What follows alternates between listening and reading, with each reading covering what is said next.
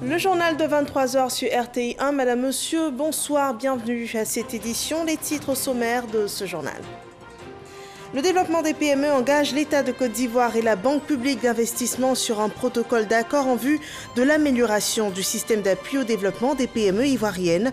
La France apportera l'assistance et le conseil nécessaires à un meilleur rendement des petites entreprises. Le 11e sommet mondial du caoutchouc lancé ce mardi à Abidjan, une rencontre virtuelle qui se déroulera du 8 au 11 juin prochain. Experts mondiaux de la recherche, de l'industrie et du développement du caoutchouc naturel et du caoutchouc synthétique échangeront sur le thème affronter l'avenir, inclusivité, durabilité et croissance pour la nouvelle normalité. Et l'unité, la Fédération ivoirienne de football, les 3 candidats à l'élection à la présidence de la FIFA ont participé ensemble au lancement de l'initiative Balater qui vise à fédérer les différents acteurs du football ivoirien en vue du développement de cette discipline sportive. Bienvenue dans ce 23 h. Coopération économique entre la France et la Côte d'Ivoire. Un protocole d'accord a été signé ce jour en faveur des PME. Un contrat qui lie précisément la Côte d'Ivoire à la Banque publique d'investissement française qui devrait permettre d'améliorer le système d'appui aux petites et moyennes entreprises. La convention a été signée à la primature. Le commentaire de Lanciné Bakayoko. Signature puis échange de paraffins entre le ministre de l'économie et des finances de Côte d'Ivoire, Adama Coulibaly, et le directeur général de la Banque publique d'investissement de l'État français BPI France, Nicolas Dufourcq. Le protocole d'accord signé par les 2 personnalités engage la partie française à accompagner le gouvernement ivoirien à réfléchir à la création d'une banque publique au profit des entrepreneurs ivoiriens, notamment les PME. Le principe, c'est qu'il faut un guichet unique pour les entrepreneurs, où on leur offre tout ce qu'ils cherchent, y compris simplement de dialoguer sur leur plan d'affaires, leurs ambitions, etc. Donc la garantie, le financement de l'innovation, le financement de l'international et de l'export, le financement du développement, les fonds propres, et, fondamental, le conseil. C'est une solution adaptée au développement de l'entrepreneuriat en Côte d'Ivoire qui pourrait profiter à environ 95% de la jeunesse ivoirienne. Aujourd'hui, c'est de me féliciter de ce que nous puissions signer ce protocole d'accord qui va voir donc la France, à travers donc BPI France, nous apporter l'assistance et le conseil en vue de voir dans quelle mesure notre système d'appui aux très petites entreprises et aux moyennes entreprises va s'améliorer, va nous permettre d'optimiser les résultats de ces entreprises-là, d'autant que la Côte d'Ivoire et la France ont la même vision en ce qui concerne la relance de l'économie, qui est le développement du secteur privé et l'appui de l'État au développement du plus grand nombre d'entreprises, qui sont sources de création d'emplois et bien sûr de richesses. Créé en 2012, BPI France est un organisme de financement et de développement des entreprises françaises à l'étranger. Elle est en particulier chargée de soutenir les petites et moyennes entreprises, les entreprises de taille intermédiaire et les entreprises innovantes à s'implanter ou à trouver des marchés à l'extérieur de la France. On a aussi parlé de développement ce mardi à la permanence du Sénat à Abidjan. Le président Jeannot Ahoussou-Kouadio recevait le directeur exécutif du Fonds mondial pour le développement des villes, Jean-François Abo. Cette institution a pour mission de développer et de promouvoir les solutions d'investissement et de financement du développement urbain. Et ce jour, les futures actions de ce fonds pour notre pays ont été présentées. Le point avec Herman Kivé. Il est le directeur exécutif du Fonds mondial pour le développement des villes. Jean-François Abo, en mission à Abidjan, a été reçu en audience par le président du Sénat ivoirien, Ahoussou-Kouadio Jeannot.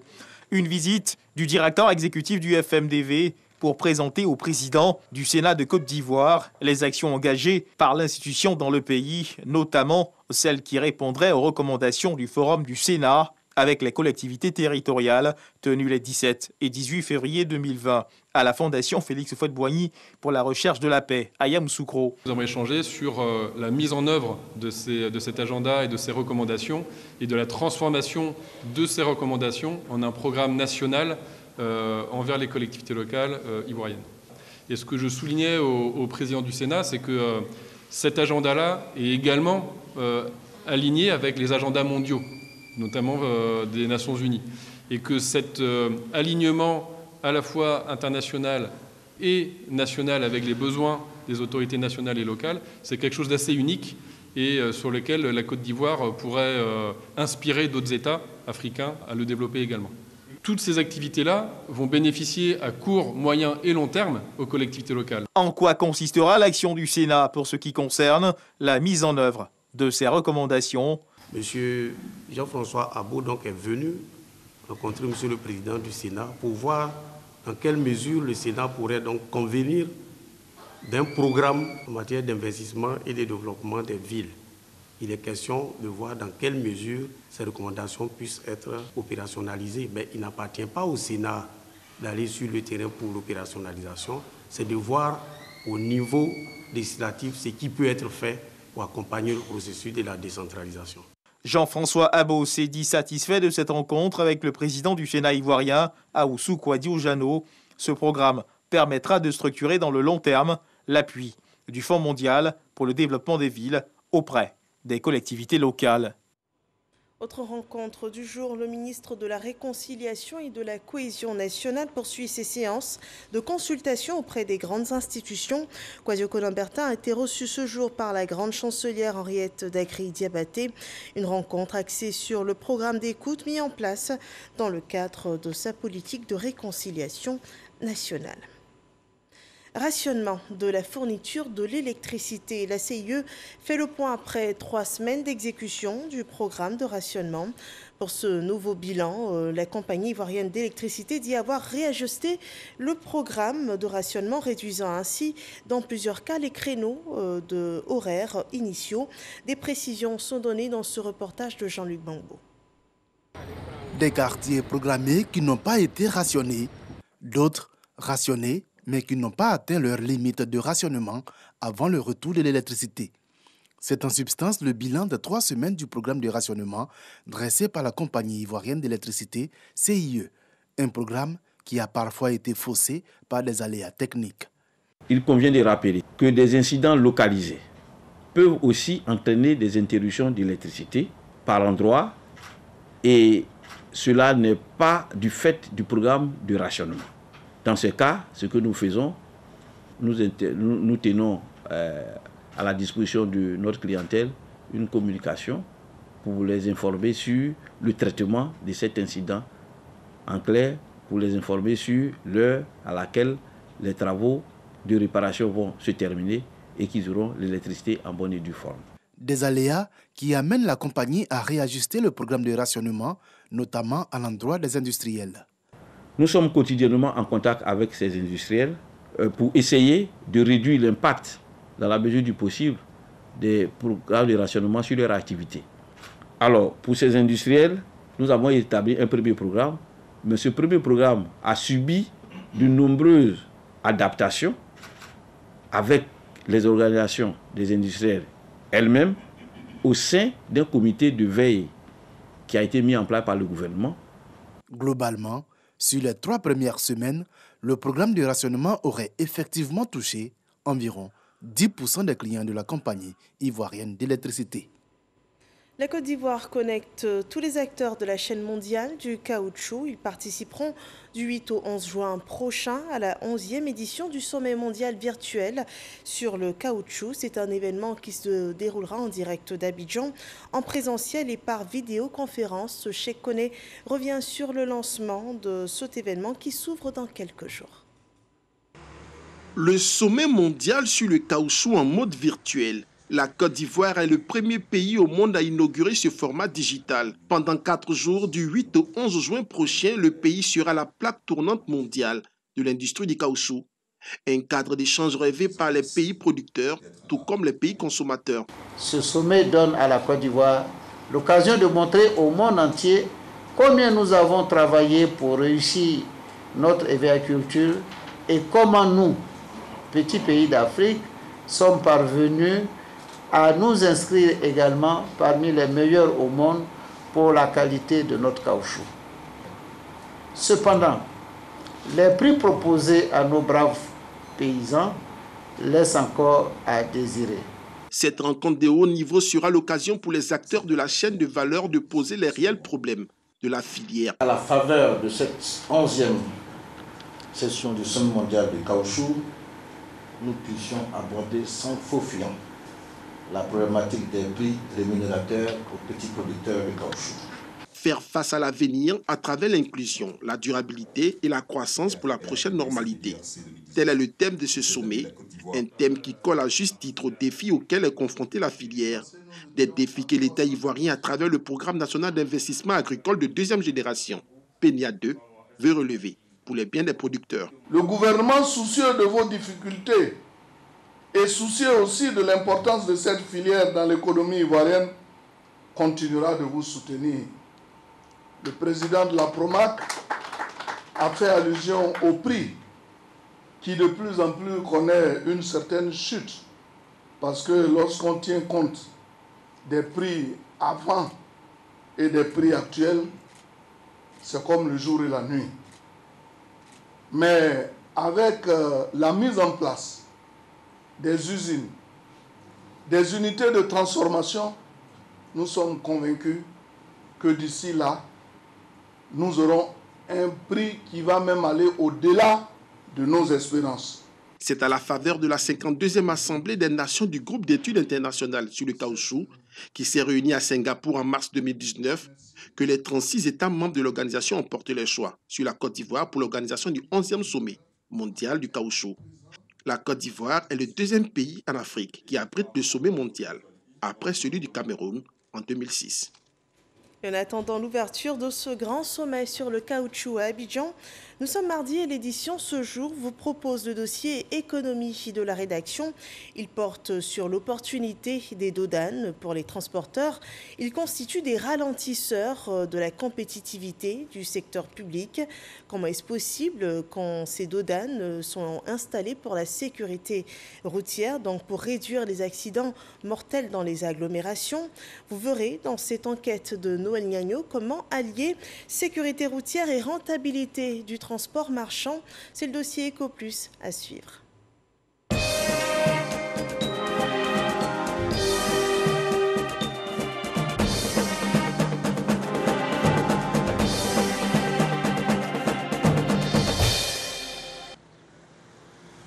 À Bangourou, nous sommes à plus de 200 km d'Abidjan, la capitale économique. Gare du groupement des transporteurs de l'Indénie. Drissa Silla, chef de gare, est un homme heureux depuis la réhabilitation de l'axe Abidjan à Bangourou. On pourrait aller à 6 à 5 millions de dépenses frais mécaniques par mois, au moins que la route n'était pas faite. Quand on a refait la route, on était très contents. Ici à Abidjan, comme ça, on pouvait faire 2h30. Les cars pouvaient faire 2 voyages, 3 voyages par jour, un seul cas. Et que les frais mécaniques ont été abaissés au niveau de 2 millions à 1 500 000. Vraiment, ça nous donnait la force pour payer très rapidement de nos cas. Comme on le voit, les bénéfices économiques et financiers sont notables. Seulement voilà, cette embellie sera de courte durée avec l'avènement des dodanes. Les dodanes, ça nous est reculé. Ça nous est reculé. Ça nous est reculé. Les dodanes, il y a d'autres qui sont corrects, il y a d'autres qui ne sont pas corrects. Parce qu'il y a des virages qu'ils ont mis des dodanes, qui n'est pas normal, et la descente encore qui est très forte, s'il y a des gros camions derrière vous, tels que les grumiers, vraiment, tu ne peux pas attention, il va vous percuter parce qu'il descend avec une force. Voilà. Et puis la montée des côtes encore, il y a des dodanes, ce qui n'arrange pas peut-être les poids lourds. À l'origine de cet état de fait, la conduite inconsidérée des automobilistes devant la qualité des axes réhabilités. Si on prend au niveau de l'Est, la route qui va d'Abidjan à Dzopé, à Bangourou, à Nibilokro était entièrement réhabilitée. Si vous prenez Yamoussoukro, Boisflé, Daloa, entièrement réhabilité. Vous prenez l'autoroute d'Ivo-Gagnoa, entièrement réhabilitée. Alors qu'est-ce qu'on constate? Aujourd'hui, les automobilistes roulent à tombeau ouvert. Dans de nombreux villages, il y a des enfants qui sont écrasés, il y a des personnes qui sont tuées. Fait dramatique. Et Here Mankono, dans l'entente du bonheur en langue malinké, des enfants sont fauchés le 31 décembre 2020. Un gros camion qui passait à vivre à lui ici, Il est rentré dans le décor, il a fait 2 victimes, 2 décès sur le coup. Face à cette situation, la population s'était révoltée. La population était obligée de bloquer la situation, pratiquement de 17h jusqu'à 1h du matin. Les exemples de cette nature sont légion. De 2013 à 2018, on a observé un accroissement de 21% d'accidents, le nombre d'accidents. On a observé un accroissement de 37% du nombre de blessés. Et ce qui est dramatique, je l'avoue, on a un accroissement de 79% du nombre de morts. Contraints, les pouvoirs publics, malgré les mesures prises, ont cédé aux pressions des populations riveraines. Ainsi, Ndoussi-Gagnoa, 170 km, plus d'une centaine de dodanes avec une crête à Heramankono. 14 ralentisseurs pour 2,5 km. Les véhicules traversaient le village à une vitesse supérieure à 100 km/h. Il faut le dire, on s'est chaque fois plaint, mais je crois que les conducteurs ne comprenaient pas. Et pour ne pas faire d'injustice, nous avons demandé à ce que l'État vienne nous aider avec les dodanes pour éviter les morts. Parce qu'en un mois, on a eu plus de 4 à 8 morts. À Bangourou, Abidjan, plus de 180. Ici, Abidjan fait 180 dodanes de 100 km. Il y a des villages où on doit mettre 3 dodanes. Il y a 15 dodanes. Il y a des villages où on doit mettre 3 dodanes. Il y a 20 dodanes. Rappelons, à toutes fins utiles, que le transport routier marchand pèse 7 à 12% du produit intérieur brut, PIB, sur la période 2012-2019. Pour les acteurs de ce secteur, l'avènement des dodanes dans sa forme actuelle est contre-productif. Une route est faite pour faciliter la fluidité routière. Mais lorsque sur la route, il y a des obstacles à la fluidité routière, vous voyez déjà que ça pose problème. C'est pour cela que nous retenons dans la forme que l'autorité est en train de chercher à réduire la vitesse, à éduquer de plus en plus les conducteurs. Mais nous pensons aussi que ériger des obstacles sur la route n'est pas tout à fait la solution. Que faire? Pour les populations riveraines des voies, les dodanes sont la panacée. Depuis que moi je suis arrivé, on a eu 4 accidents. Et dans les 4 accidents, il y a eu 2 morts. Depuis que j'ai fait les dodanes, il n'y a plus d'accidents. Pour la réhabilitation des voies, nous remercions le gouvernement pour avoir fait un travail. Quant à l'avènement des dodanes, c'est encore un plus parce que grâce aujourd'hui aux dodanes, les vitesses à l'entrée des villages sont réduites. Elles sont soutenues par des praticiens avec force argument. Si je dois faire une comparaison entre la présence des dodanes et l'absence des dodanes, je pense que la présence des dodanes sur le plan médical est beaucoup favorable. Autre soutien de taille, le ministre de tutelle des routes. Entre privilégier la sécurité des Ivoiriens et obliger les automobilistes à ralentir, nous préférons obliger les automobilistes à ralentir avec des dodanes plutôt qu'il y ait continuellement des morts. Sécurité routière et rentabilité économique du secteur du transport marchand. Voilà l'équation à résoudre sans passion et avec objectivité. Dans cette optique, une piste est à explorer. Légiférer sur la question des ralentisseurs sur nos routes afin d'asseoir une réglementation en la matière à l'effet de réconcilier rentabilité économique et sécurité des populations. Parce que, dit-on, il n'y a de richesse que d'hommes. Voilà un dossier sur les dodanes, ralentisseurs du transport routier marchand, mais salué pour la sécurité routière qu'il apporte. Et en attendant que des textes de loi soient établis pour réglementer leur installation, et bien veillons au respect du code de la route. Au centre de la Côte d'Ivoire, dans le département de Dimbokro, les populations de la localité de Ndissi-Essou reçoivent des infrastructures de base. Ce village a été raccordé au réseau électrique national et avec cela, un foyer polyvalent a été ouvert pour les populations. Des événements célébrés en présence du ministre Claude Paulin d'Anhaut, qui n'a pas manqué de prôner l'unité dans cette localité. Léon Bron. Effervescence à Ndissi-Essou, localité de plus de 1000 âmes à 20 km de Dimbokro et à moins d'un autre de Nofou, son chef-lieu de sous-préfecture, dont elle est devenue un quartier. À l'origine, l'inauguration du foyer polyvalent et la mise sous tension électrique de ce village. Quelle grande joie!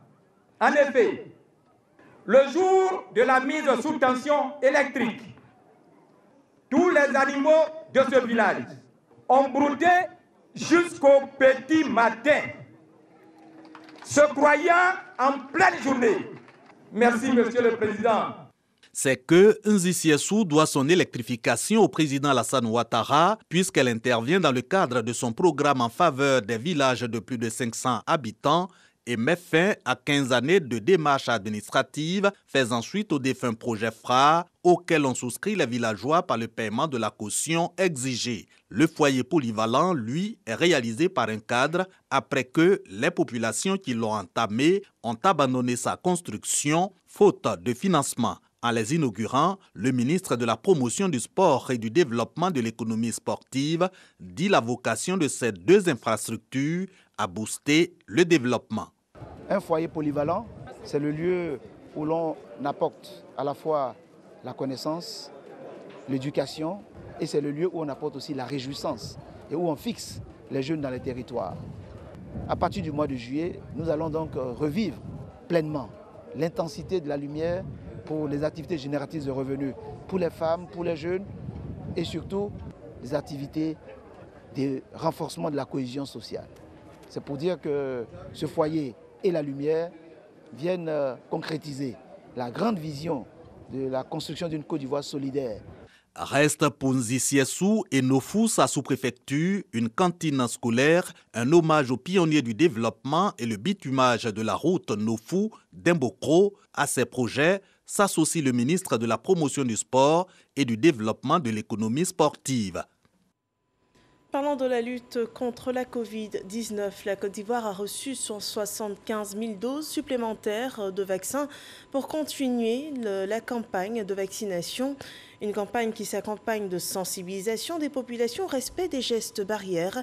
Voyons dans ce cadre ensemble le point du jour de cette pandémie.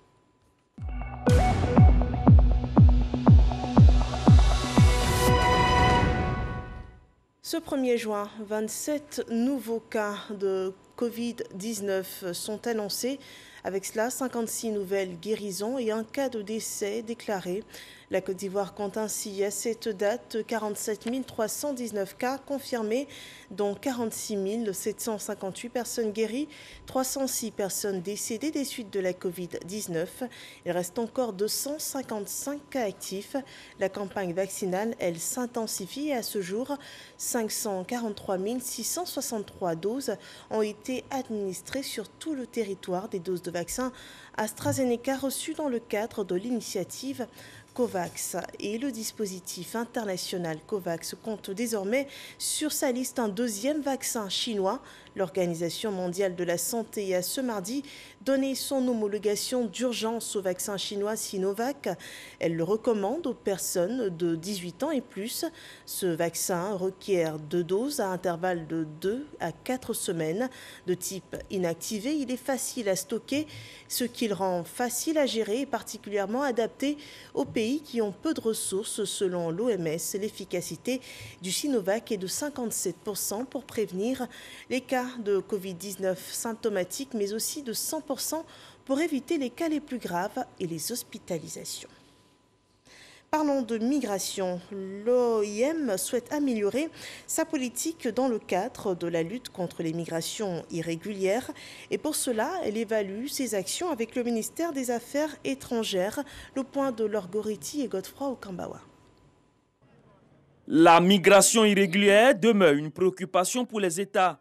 En Côte d'Ivoire, de nombreux efforts sont en cours pour venir à bout de ce fléau. La gestion des flux migratoires représente un défi pour l'ensemble des pays du monde. Les abus perpétrés contre les migrants ont augmenté, avec notamment une augmentation du trafic illicite des êtres humains qui accroît la vulnérabilité des migrants. Lorsqu'on commençait les campagnes de sensibilisation sur la question de la migration irrégulière, nous avions voulu faire une base de données des organisations non gouvernementales qui travaillaient dans le domaine de la migration. Donc en 2014-2015, on avait 2 ONG qui se chargeaient de la question de traiter la question de la migration irrégulière. Aujourd'hui, on en a plus de 25. C'est dire qu'il y a quand même eu une adhésion de la société civile à travers la création d'ONG pour porter le message de l'État au niveau des populations. Des actes pour freiner le phénomène qu'il faut renforcer.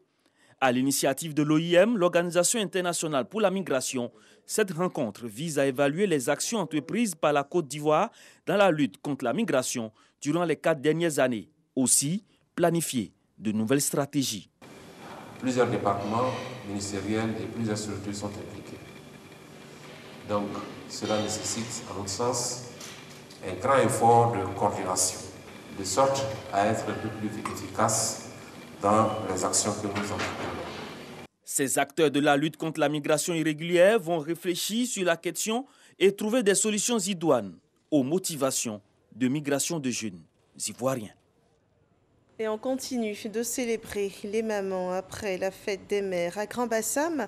Les femmes ont participé à une marche à l'image des femmes de 1949, une marche sur le pont de la Victoire. Elles ont aussi rendu hommage au chef de l'État, nous dit Mamadou Kouassi.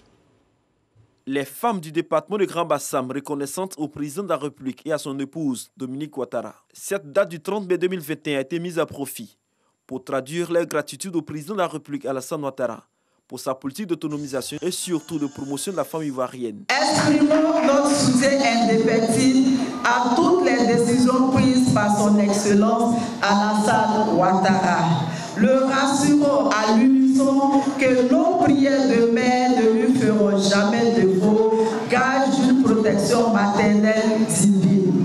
Cette journée de reconnaissance des femmes du département de Grand-Bassam au couple présidentiel, doublée de la célébration de la fête des mères, a été l'occasion pour la ministre Nassimé Touré de rassurer les femmes quant à la poursuite des efforts du gouvernement pour le bien-être de la femme et au-delà de toute la famille. Nous sommes conscients qu'au-delà de cette fête, vous avez besoin de moyens pour l'amélioration des conditions de vos vies.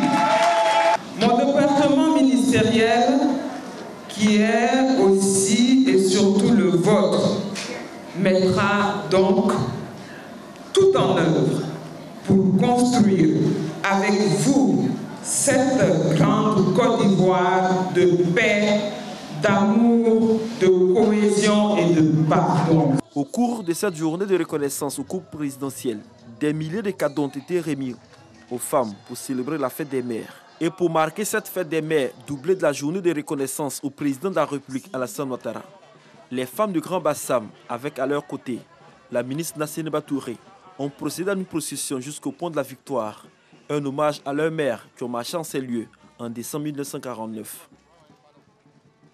Voilà, nous parlons d'unité dans le domaine du football ivoirien. Les principaux acteurs du football ont décidé de mettre balle à terre dans l'intérêt du football ivoirien.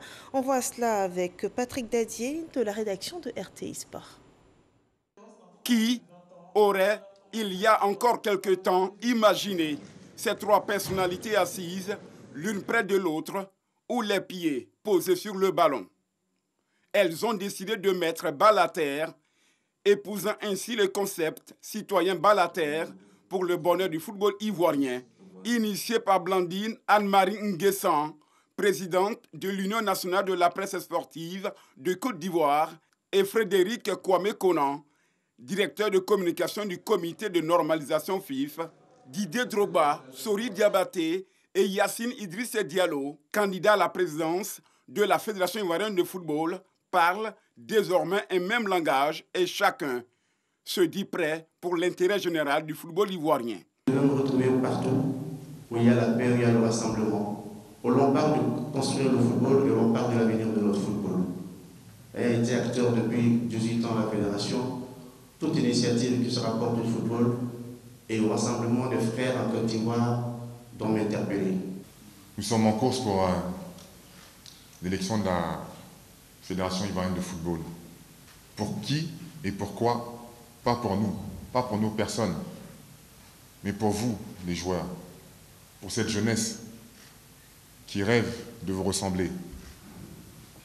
Je veux dire que si parce que ces personnes ont des ambitions, ou que moi j'ai des ambitions, on doit devenir des ennemis, c'est que nous n'avons rien compris.